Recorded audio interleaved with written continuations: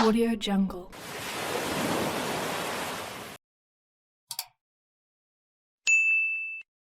Pertanyaannya, apa hubungan Isra Mi'raj dengan cinta Khadijah?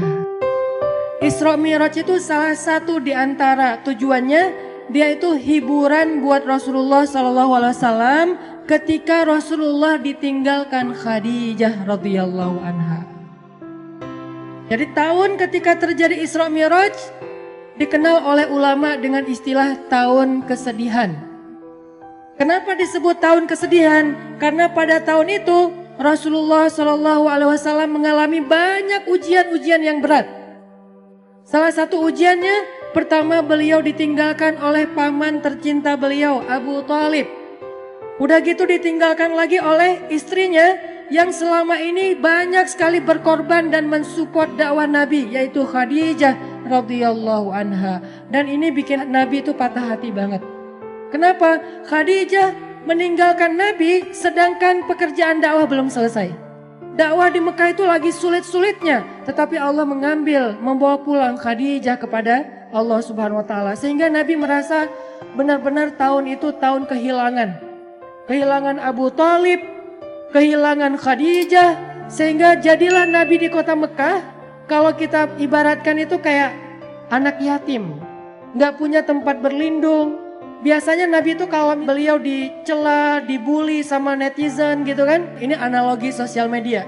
Kita dibully netizen aja kayak sedih banget gitu. Apalagi Rasul dibulinya bukan sama sosial media yang gak ketemu orangnya. Tapi langsung ngelihat ekspresi wajahnya, dilemparin sama kotoran.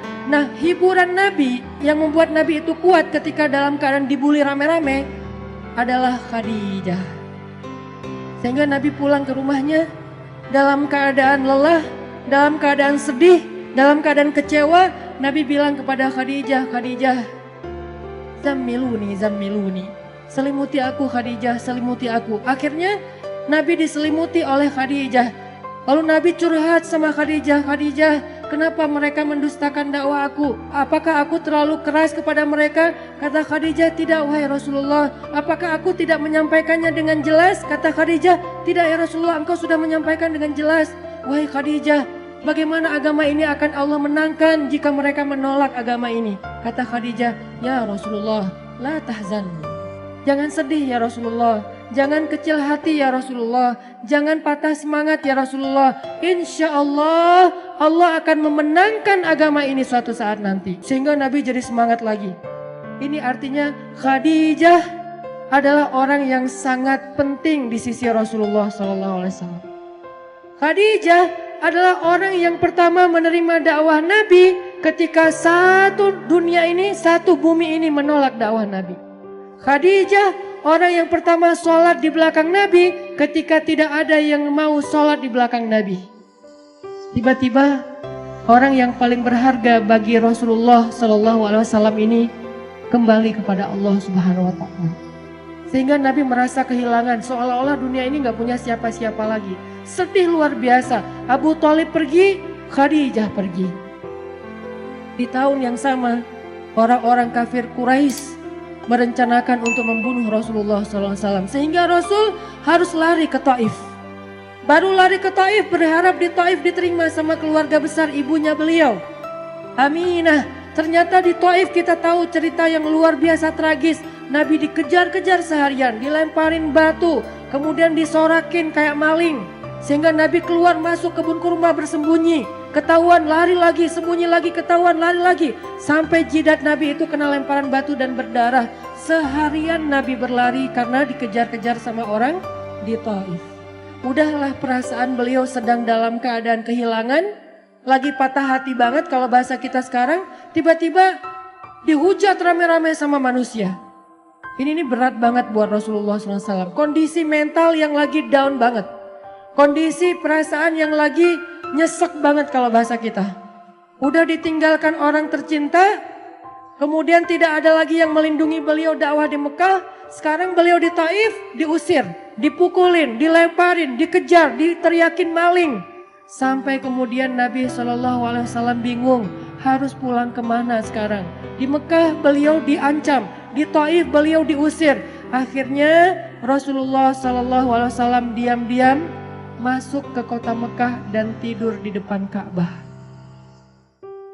Tidur sendiri di depan Ka'bah. Orang-orang Mekah udah pada tidur, masuk ke rumah mereka masing-masing. Nabi sembunyi-sembunyi masuk ke kota Mekah dan tidur di depan pintu Ka'bah. Karena udah gak tahu harus pulang kemana. Benar-benar jadi kayak anak yatim lagi. Makanya Allah berfirman, alam yajidka yatiman fa'awa. 2 kali Nabi ngerasain nelangsanya jadi anak yatim. Pertama nelangsa ditinggalkan ayah, ibu dan kakeknya. Kemudian nelangsa ditinggalkan paman dan istrinya. Sehingga Nabi SAW akhirnya tidur di depan Ka'bah. Sebetulnya bukan tidur, beliau sholat di depan Ka'bah, minta pertolongan kepada Allah. Ya Allah, saya harus kayak gimana? Saya udah gak punya siapa-siapa. Khadijah yang paling saya cintai, Khadijah yang menjadi nyawa saya banget. Saya gak bisa hidup tanpa dia, sekarang udah pergi. Abu Thalib yang melindungi saya juga udah pergi. Bahkan perginya dalam keadaan tidak beriman lah gitu. Saya pergi ke kampung ibu saya di Taif. Orang-orang yang ada di Taif juga mengusir saya.